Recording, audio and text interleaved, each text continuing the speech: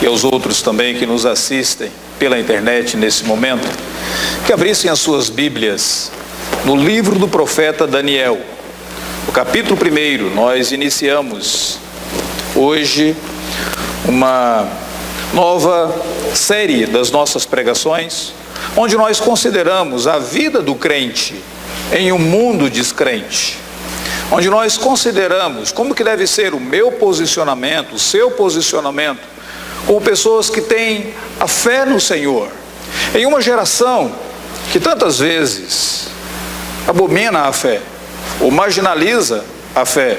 Qual que deve ser o nosso posicionamento, em termos de relacionamentos, com o mundo ao redor? Daniel capítulo 1, nós iremos ler todo esse capítulo. Eu gostaria de convidar a sua atenção para tal. Verso de número 1. No 3º ano do reinado de Jeoaquim, rei de Judá, veio Nabucodonosor, rei da Babilônia, a Jerusalém e a sitiou.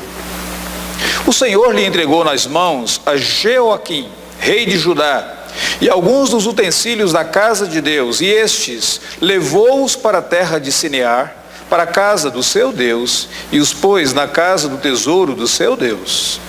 Disse o rei a Aspenaz, chefe dos seus eunucos, que trouxesse alguns dos filhos de Israel, tanto da linhagem real como de nobres, jovens, sem nenhum defeito, de boa aparência, instruídos em toda sabedoria, doutos em ciência, versados no conhecimento, e que fossem competentes para assistirem no palácio do rei e lhes ensinasse a cultura e a língua dos caldeus. Determinou-lhes o rei a ração diária das finas iguarias da mesa real e do vinho que ele bebia, e que assim fossem mantidos por 3 anos, ao cabo dos quais assistiriam diante do rei. Entre eles se achavam os filhos de Judá, Daniel, Ananias, Misael e Azarias. O chefe dos eunucos lhes pôs outros nomes, a saber, a Daniel, Beltesazar, Ananias, o de Sadraque, a Misael, o de Mesaque, e Azarias, o de Abednego.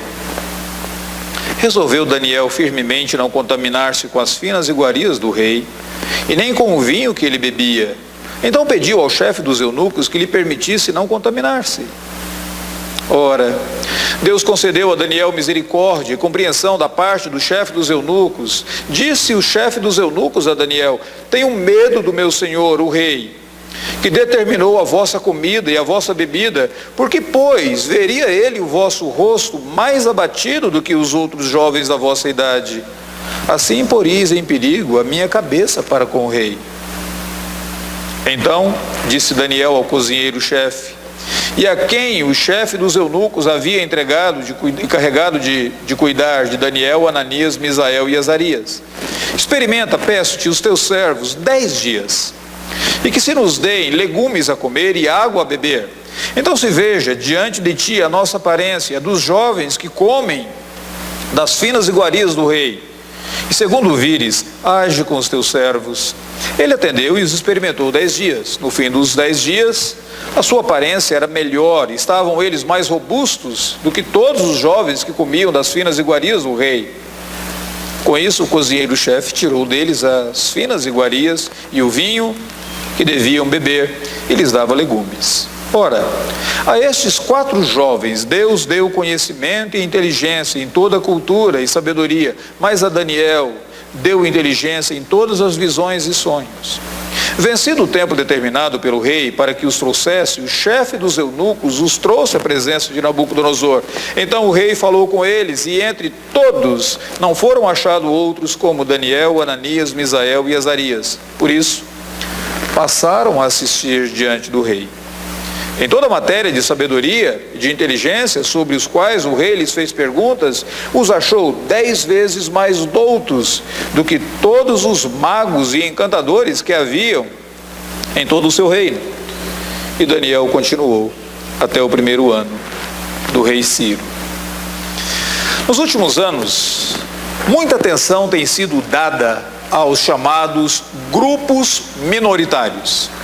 Aqueles grupos que são minoria, eles recebem essa atenção e eles ocupam um espaço nas mídias, nos debates, nas discussões. O que poucas pessoas falam, mas que é um fato, é que o cristianismo é um grupo minoritário. Os cristãos, eles são a minoria. E não é necessário nenhum talento matemático, nenhuma habilidade estatística para você chegar a essa constatação. A simples observação diária é suficiente para estabelecer: nós somos um grupo minoritário. E o fato de sermos um grupo minoritário não é o ponto de debate, não é o ponto de grande discussão. O ponto que tantas vezes nos inquieta e causa discussão em nós é quando nós queremos saber como nós podemos nos relacionar com a maioria. Como que esse grupo minoritário de crentes, de cristãos, podem se relacionar com o grupo da maioria ao redor? Talvez duas alternativas aqui. A primeira delas seria: nós devemos ser normais. Nós devemos exigir a aceitação completa, nós devemos fazer tudo o que eles fazem, nós devemos agir como eles agem, e assim passaremos despercebidos. De alguma maneira nós nos infiltramos na maioria e nós nos tornamos como eles. Essa é uma alternativa levantada. A outra alternativa seria: não, nós devemos ser anormais. Nós não nos relacionamos com eles, nós não nos infiltramos, nós não fazemos nada que eles fazem, e nós vivemos como uma verdadeira seita, totalmente isolados. O fato é que nós necessitamos de sabedoria para essa questão. Sempre continuamos necessitando de sabedoria para essa questão. E esse livro de Daniel, em especial o capítulo 1 de Daniel, é um dos textos bíblicos onde nós encontramos a sabedoria divina para aprendermos como relacionar com o mundo ao nosso redor. Esse primeiro livro de Daniel, de fato, ele foi um dos escritos bíblicos direcionados especialmente para grupos minoritários, porque Daniel e os amigos dele, os outros de Judá, eles eram minorias na Babilônia. E todo o livro de Daniel, ele ensina a mim e a você como é que nós devemos lidar no contexto da maioria, quando nós somos essa minoria. É interessante que o livro de Daniel, de todos os livros da Bíblia, talvez, e juntamente com o livro de Apocalipse, talvez seja a porção da Bíblia mais mal interpretada ao longo de todos os anos. Eu não sei se você sabia, mas foi justamente de uma interpretação errada do livro de Daniel que surgiram os adventistas do sétimo dia. De uma interpretação errada do livro de Daniel que surgiram os testemunhos de Jeová. Algumas pessoas, elas chegam nesse livro de Daniel, que fala sobre números e símbolos, e quando elas vão discutir com você, elas praticamente começam a coçar os dedos, dizendo: agora sim, agora eu te pego e trago você para o meu sistema de números e símbolos e assim por diante. Portanto, nós precisamos entender corretamente a mensagem do livro de Daniel. Mas acima de tudo nós precisamos compreender essa mensagem, porque nessa mensagem nós encontramos o consolo divino, a instrução divina para essa grande pergunta: como é que nós podemos viver na maioria quando nós somos minoria? Como relacionar com eles? Só gostaria de lembrar você da época em que Daniel estava escrevendo, ou da época em que ocorreram esses eventos registrados aqui no capítulo que nós acabamos de ler. Era mais ou menos o ano 500 antes de Jesus Cristo. Naquele período, no ano 500 antes de Cristo, algumas coisas estavam acontecendo ao redor do mundo. O novo rei, jovem, se levantava, mas ele se levantava com um poderio imenso. Um jovem chamado Nabucodonosor. O governo daquele homem era marcado pela crueldade e era marcado pela engenhosidade. De fato, ninguém podia resistir ao exército de Nabucodonosor, porque ele era engenhoso. Tão engenhoso que nós temos uma das 7 maravilhas do mundo antigo, a Babilônia, os jardins suspensos da Babilônia. Mas o reino dele era marcado também pela crueldade. Há um relato na Bíblia Sagrada de que em um determinado momento ele pegou um dos reis de Israel e ele levou aquele rei cativo para a Babilônia. Mas antes de levar o rei cativo, ele fez questão de matar diante do rei todos os filhos do rei e depois furar os 2 olhos do rei. Imagine você conviver para o resto da sua vida com a imagem de que a última coisa que você viu foram os seus filhos sendo mortos diante de você e depois seus olhos são vazados. Essa crueldade de Nabucodonosor fazia com que outros povos não se colocassem como pários para o poder dele. De fato, rapidamente, ele construiu e ele conquistou o império. E ele entrou em Jerusalém, sitiou Jerusalém, conquistou Jerusalém e levou de lá alguns cativos. Quando ele levou alguns cativos de Jerusalém, Daniel estava entre eles. Ananias, Misaías e Azarias, esses 4 jovens também estavam entre eles e foram levados para a Babilônia, para o cativeiro babilônico. E dali eles não sabiam se eles retornariam.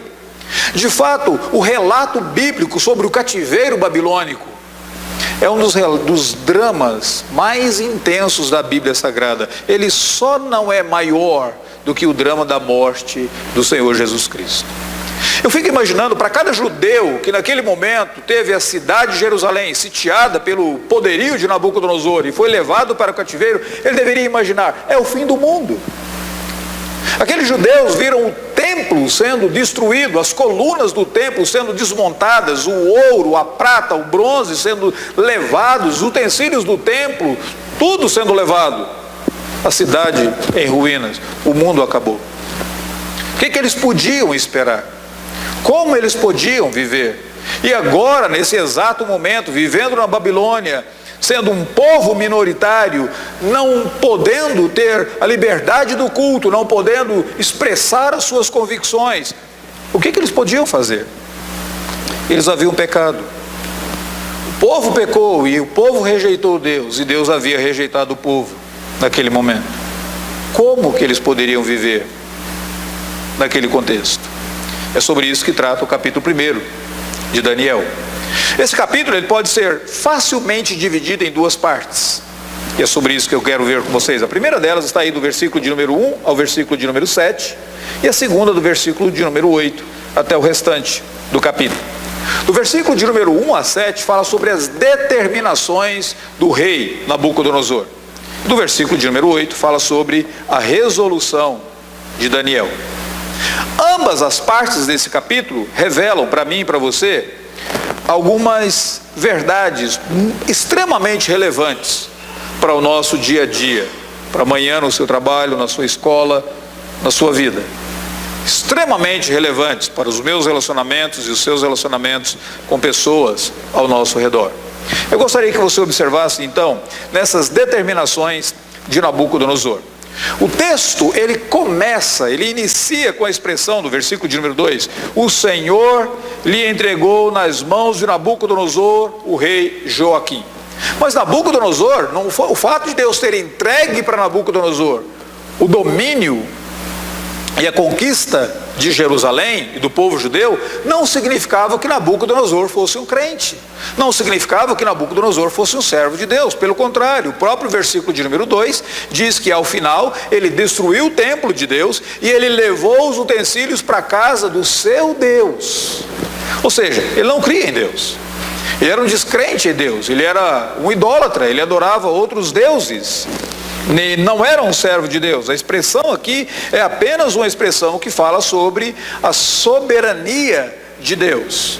Logo que Nabucodonosor conquistou Jerusalém, ele resolveu levar alguns judeus para a Babilônia e resolveu colocar na cabeça deles uma mentalidade babilônica. Parece que Nabucodonosor entendia que não basta você converter o povo, você tem que convencer esse povo, ou você tem que, de alguma maneira, torná-los para você. Não basta você você precisa converter esse povo à sua mentalidade. E foi isso que Nabucodonosor tentou fazer. Veja o que ele faz. Ele começa com um processo de educação. Nabucodonosor, ele tenta promover um verdadeiro MBA, ou um MBA, como nós temos ouvido por aí. Chama Mestre Babilônico de Administração. É isso que ele está querendo, é um MBA, um mestrado babilônico de administração. E ele chama esses jovens agora, traz esses jovens, ele tenta oferecer para eles algumas coisas. Primeiro, ele percebe que esses jovens são os melhores alvos para você enculturar, para você converter. Por quê? Primeiro, o texto diz que eram pessoas influentes, nobres, versículo de número 3, alguns da linhagem real, outros nobres. Então eles tinham uma certa influência. Imagine, se você educa um jovem como esse, se você converte um jovem desse à sua causa, esse jovem terá influência sobre outros e ele vai multiplicar. Além do mais, eles precisavam ser jovens com potencial. Veja as necessidades e as exigências aqui. Primeiro, por que eles tinham que ser jovens? Porque sendo jovens, eles não estavam completamente enraizados na tradição e na cultura judaica. As raízes deles ainda eram raízes novas. É muito difícil você mudar a mente, a mentalidade de uma pessoa mais experiente, que já está totalmente enraizada em uma tradição. Mas jovens, eles estão começando agora. Eles se lembram de o que eu recebi em casa do meu pai e da minha mãe, mas meu pai e minha mãe podem estar errados, e quem sabe esse outro caminho que é melhor.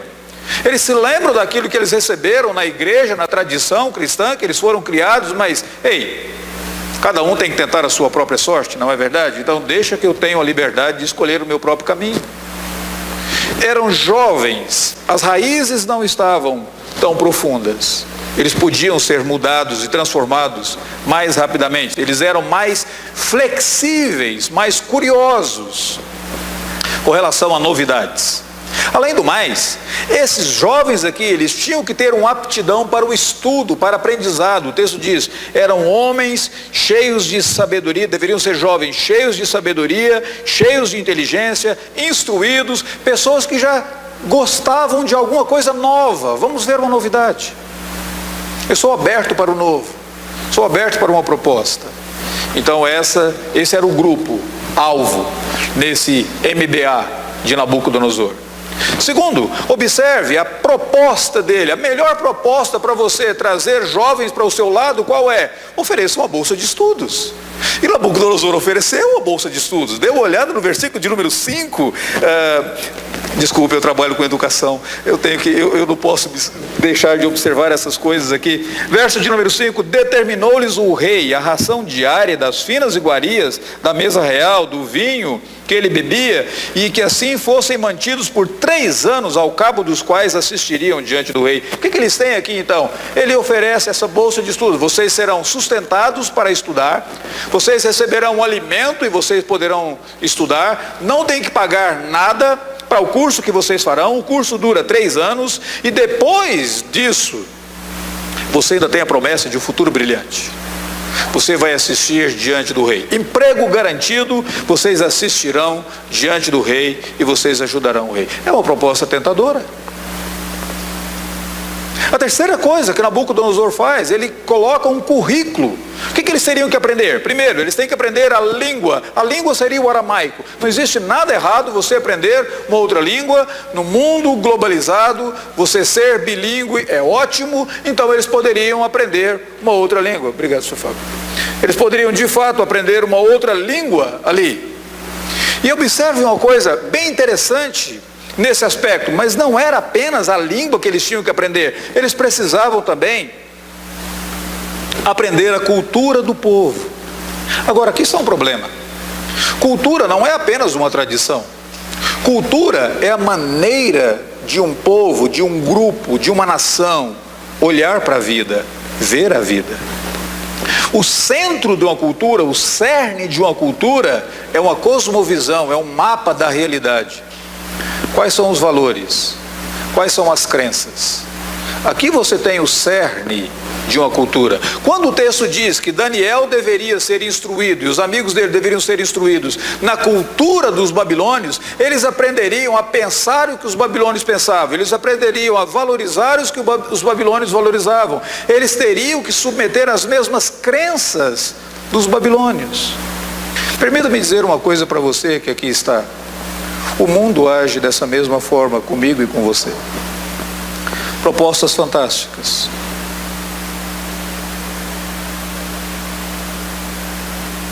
Um futuro brilhante. Mas a condição é que você pense como o mundo pensa. Que você valorize o que o mundo valoriza. Que você se integre nesse mundo e nunca seja diferente. Que você aprenda a cultura e você receberá o seu MBA. Qual que era o método de mecanismo? Integração. Para Daniel ser integrado na Babilônia não tinha alguém chamado Daniel, não tinha outra pessoa chamada Ananias, não tinha outra pessoa chamada Azarias, nem... Então vamos mudar os nomes deles. E assim eles serão totalmente integrados. A mudança de nome na Bíblia Sagrada está intimamente ligada à mudança de uma identidade. Esses jovens, eles não podem se sentir estranhos, eles não podem se sentir ETs na sociedade. Então vamos mudar o nome deles e eles serão integrados e eles serão aceitos. É interessante que o rei Nabucodonosor prometeu para os judeus um futuro brilhante. Ele tentou retirar deles qualquer barreira de resistência. Nabucodonosor queria que aqueles jovens fossem completamente integrados na cultura babilônica e eles seriam identificados como sendo um com os babilônios e poderiam trabalhar ali. Essa foi a proposta de Nabucodonosor. Qual que foi a resolução de Daniel? O versículo de número 8, aparece aí um recurso de ênfase. Resolveu Daniel firmemente.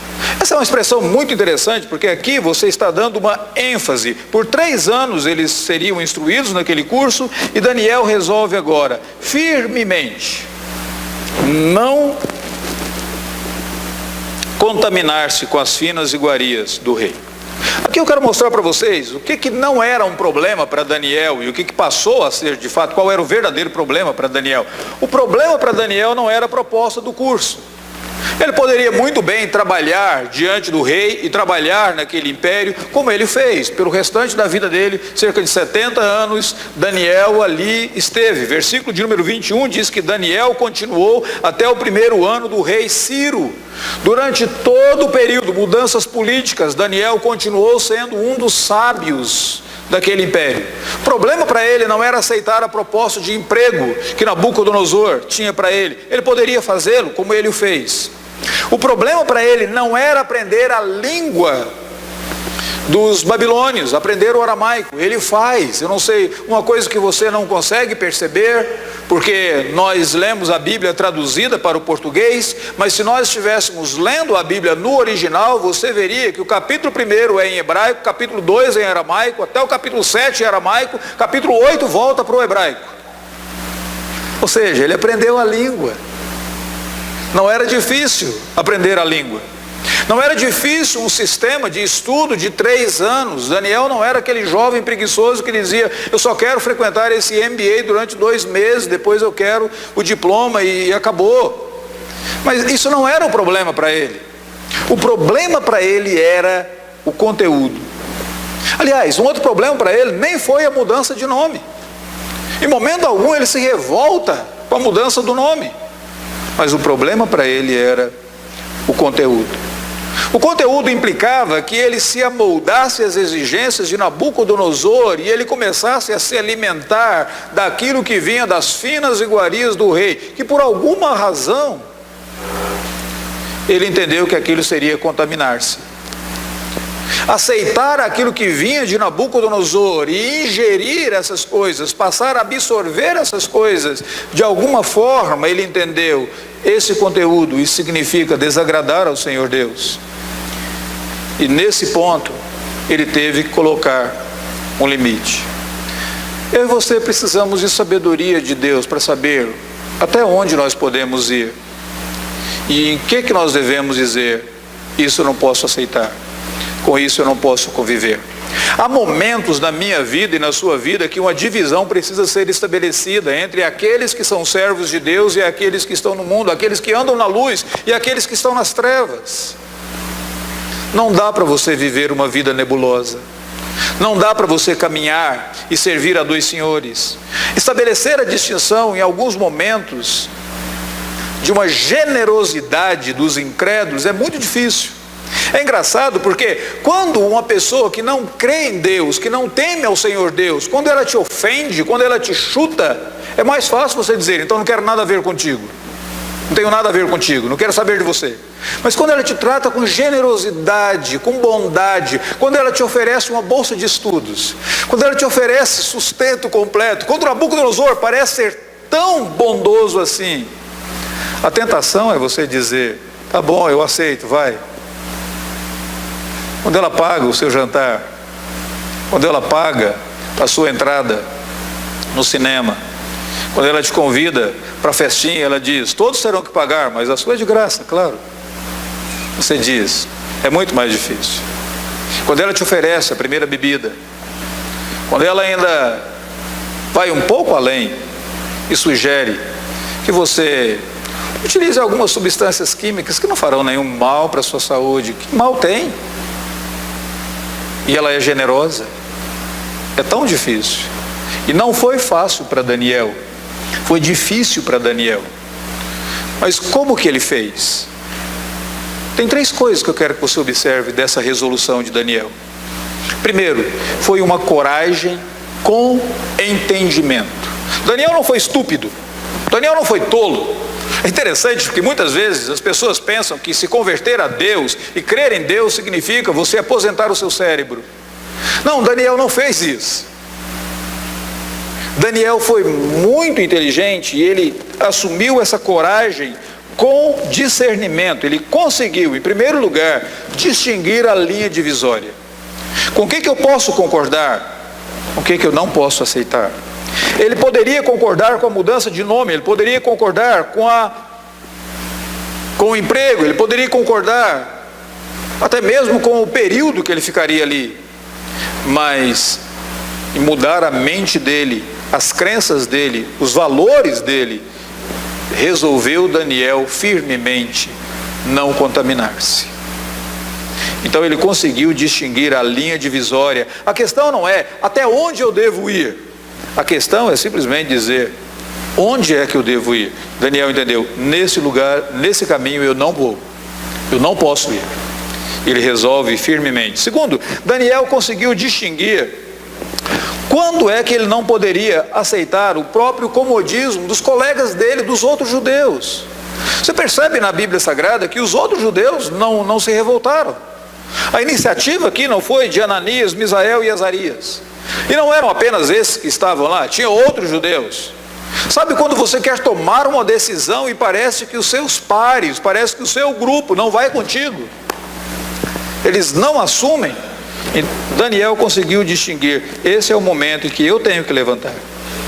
Daniel era coragem com entendimento, porque ele conseguiu verbalizar corretamente o que ele queria e com a pessoa certa. O versículo diz que ele chamou o chefe dos eunucos, versículo 10, depois ele chamou o cozinheiro-chefe, versículo de número 11. Aqui está algo fantástico para esse jovem, porque normalmente, com raríssimas exceções, o jovem sabe dialogar.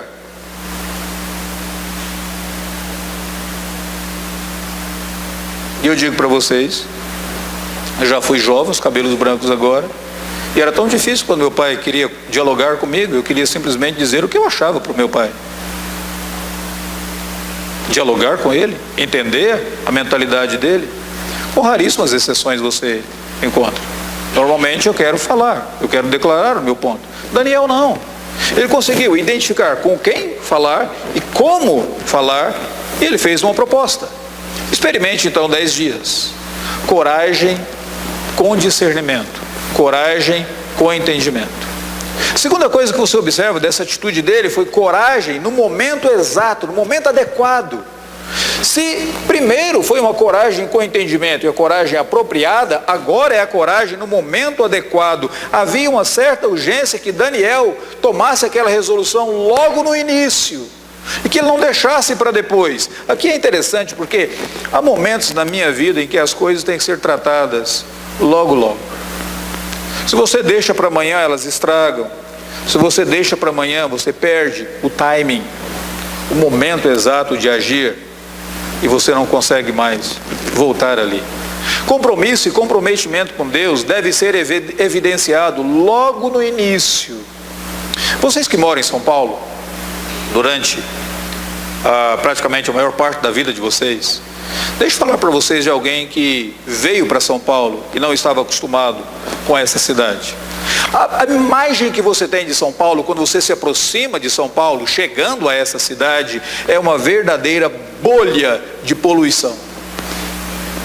E você olha e diz, como que as pessoas conseguem? Elas não conseguem ver o céu. Como que elas sobrevivem aqui? Só que depois você entra nessa cidade, você começa a viver nessa cidade e tudo parece normal. Esses dias um colega meu, de uma maneira irônica, nós estávamos viajando, quando voltamos para São Paulo, ele chegou, parou no centro da cidade e disse, dá licença, deixa eu respirar. Isso é normal agora para mim. Eu estava passando mal com aquele ar puro que eu tinha fora de São Paulo. É interessante esse aspecto. Isso ilustra algo muito importante na minha vida e na sua vida. Muitas vezes você consegue identificar o mal, mas se você não toma uma atitude logo do início, você se acostuma com ele, ele entra pelas suas narinas, ele vem pela sua mente e você não consegue achar nada errado mais. Tantas vezes as pessoas se acomodam ao mundo porque elas não tomaram a decisão logo no início, dizendo, daqui para frente eu não posso passar. Coragem com discernimento, mas coragem no momento certo. Há algumas coisas que você terá que dizer lá no seu trabalho, essa propina acabou, eu não vou mais. No meu relacionamento, namoro, noivado, esse ponto acabou, daqui não dá mais. Nos meus estudos, nesse ponto sim, nos meus relacionamentos, nas minhas amizades e tudo mais. Na minha maneira de criar os filhos, há algumas coisas que eu digo, eu negocio, outras digo, isso não é negociável, ponto. Mas vai ofender o meu filho. Sim, mas se eu ultrapassar, eu vou ofender a Deus. E a ofensa a Deus, existe uma consequência eterna. Por mais que eu ame os meus filhos, a razão pela qual eu os amo é porque eu fui amado por Deus e eu amo mais a Deus do que eles. Difícil esses momentos, mas decisões que têm que ser tomadas com entendimento e decisões que têm que ser tomadas logo de início. Terceiro e último lugar, foi uma coragem em comunhão com outras pessoas. Olha o versículo de número 11. Versículo de número 11 diz assim, então disse Daniel ao cozinheiro, experimentem por 10 dias a Daniel, Ananias, Misael e Azarias. Aqui é uma coisa muito interessante porque todos nós tememos a pressão do grupo. Seja você criança, seja você adolescente, seja você jovem, seja você adulto, todos nós tememos a pressão do grupo. A pressão do grupo é conhecida hoje como codependência. Todos nós somos assim. A criancinha chega para o pai e para a mãe e diz assim, papai, mamãe, eu quero isso. Diz, não meu filho, você não pode ter. Mas o fulano tem. Interessante isso. O adolescente também, o jovem, a pessoa idosa, todos nós temos a pressão do grupo. Qual que é a melhor maneira de resistir à pressão do grupo? Algumas pessoas pensam assim, a melhor maneira de resistir à pressão do grupo é sendo o herói solitário. Eu contra todos. Eu só me lembro da história da igreja de Atanásio que fez isso. Uma vez disseram para Atanásio, que era um bispo cristão, e ele estava defendendo um ponto doutrinário, e todos estavam contra ele, e alguém virou para ele e disse, Atanásio, o mundo está contra você. Ele disse, se o mundo está contra mim, então será Atanásio contra o mundo. E daí surgiu a expressão Atanasar. Quando você está ou atazanar, o original era atanazar, mas quando você está atazanando uma pessoa, você está implicando com uma pessoa, vem de Atanásio. Atanásio será o mundo contra você, então sou eu contra o mundo. Só me lembro desse herói solitário. Muitas vezes nós queremos ser esse herói solitário, mas não é esse o padrão bíblico. O padrão bíblico é que você tome decisões e resoluções em comunhão com um grupo. A melhor maneira de você resistir à pressão do grupo de lá é você tendo um grupo do lado de cá que te apoia. Como que Daniel tomou aquela decisão? Ele tomou a decisão e logo ele teve 4 amigos fantásticos. Aliás, 3 amigos fantásticos, esses 4 jovens. 3 amigos fantásticos que vão no capítulo de número 2 interceder por ele. Orar por ele, jejuar por ele, porque ele sabe que ele agora tem um grupo que o apoia, tem um grupo que o ama, tem um grupo que o aceita. E é mais fácil você tomar decisões cristãs nesse momento. Primeiro Daniel tomou a resolução, mas ele foi apoiado pelos seus amigos. Irmãos, permita-me dizer uma coisa: a igreja deveria ser, para mim e para você, uma grande fonte de consolo. Quando você está sofrendo, quando você está lutando contra a pressão do grupo ao redor, você precisa de amigos, você precisa de um grupo de apoio. E a igreja, a família de Cristo, é esse grupo. Levante a mão e diga: eu estou sofrendo, está doendo, está difícil, alguém me ajude, orem por mim, intercedam por mim, jejuem, para que Deus de fato mostre a graça dele, o favor dele para comigo. Tem um texto na Bíblia Sagrada que não está aqui, mas fala sobre Davi, aquele servo de Deus, lá do Antigo Testamento. No momento que ele estava sendo perseguido por Saul, ele não entendia o que estava acontecendo. De um determinado momento que ele foi ungido pelo profeta Samuel, parece que tudo na vida dele começou a ir de mal a pior. Ele se tornou odiado, se tornou perseguido, foi para lugares solitários. Um bando de pessoas deprimidas começou a estar ao redor dele. Imagine como é que deve ser difícil. A coisa está difícil para você, você ainda reúne aí um bando de gente deprimido lá na caverna de Adulão. O negócio era complicado para Davi. E a Bíblia diz que Jonatas, o amigo de Davi, em um determinado momento fugiu, foi até ele, e o texto diz, e Jonatas fortaleceu a confiança de Davi em Deus. A proposta não é ser o herói solitário. A proposta é você buscar o recurso e o apoio solidário que Deus te dá por meio de um irmão, de uma irmã, de uma igreja que você sabe que verdadeiramente ama você. Como que nós podemos concluir essa história de Daniel? Nabucodonosor tinha todas as suas decisões para converter aqueles jovens a uma cultura pagã. Nós vivemos em um mundo assim, onde nós somos bombardeados dia após dia, por meio da mídia, por meio das pessoas, por meio da pressão de grupos, a mudarmos a nossa mentalidade, sermos convertidos a uma cultura sem Deus. Daniel tomou uma resolução com discernimento, corajosa sim, com discernimento, no momento apropriado e buscando apoio e ajuda de um grupo que ele sabia que de fato o amava. Mas a história de Daniel é uma história que ela não fala apenas de Daniel. Se você observar, versículo de número 2, versículo de número 9, versículo de número 17, parece que existe aqui um personagem que aparentemente está oculto, mas ele está sempre ativo. O Senhor entregou na mão, o Senhor concedeu a Daniel misericórdia e compreensão, o Senhor deu conhecimento e inteligência a Daniel. Esse texto nos diz que a nossa suficiência ela vem de Deus. Embora você pense que Deus está inativo, Ele está ativamente participando desses instantes na sua vida em que você necessita de misericórdia, graça, para ser firme contra as pressões do mundo. Em segundo lugar, ainda que invisível, Deus está sempre ativo, cuidando dos servos dele. A invisibilidade de Deus não é sinônimo de inatividade. A demora de Deus não é sinônimo de que Ele não se interessa, de que Ele não existe. A permissão de Deus para que eu e você passemos por pressão não significa que Deus não se importa.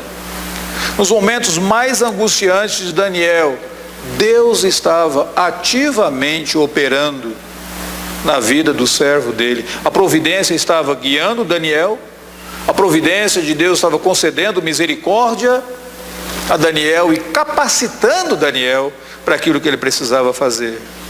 De fato, a atitude de Daniel é louvável, mas a atitude de Daniel, ela aponta para mim e para você, para alguém que foi maior do que Daniel, o Senhor Jesus Cristo, aquele que disse, nos momentos de alegria ou de angústia, eis que eu estou convosco todos os dias, até a comunhão dos séculos. Se você quer saber como resistir à pressão do grupo, lembre-se que aquele que morreu na cruz do Calvário, ele é por você, ele está do seu lado, ele está a teu favor, é ele quem te ama mais. Por isso o apóstolo Paulo diz, se Deus é por nós, se eu tenho o Senhor Deus do meu lado, se Cristo é esse que me ama, que me aceita, que me recebe, quem será contra nós? Daniel encontrou apoio naqueles 3 amigos. Eu e você encontramos consolo no grande amigo da nossa alma, que deu o seu sangue por amor a nós, para a nossa redenção, para que nós pudéssemos ter uma firme resolução, estabelecer os limites e honrar e glorificar o Senhor Deus. Vamos orar nesse momento? Senhor bendito, abra os nossos olhos e abra o nosso entendimento para percebermos que ainda quando as situações são tensas e intensas, Tu és aquele que nos toma pela mão direita e nos dizes, não temas que eu te ajudo. Abra os nossos olhos para percebermos que Tu estás ativo e ativamente agindo na nossa vida. E Tu providenciastes uma igreja para interceder por nós, orar por nós, nos amar, expressar o Teu amor por nós. Mas que acima de tudo, nós temos o grande amigo da nossa alma, o nosso Redentor, Jesus Cristo, por meio de quem nós podemos ter livre acesso à Tua presença e assistir não apenas diante de qualquer rei terreno, mas a certeza que um dia nós assistiremos na Tua presença para todo sempre. Amém. Nós vamos nesse instante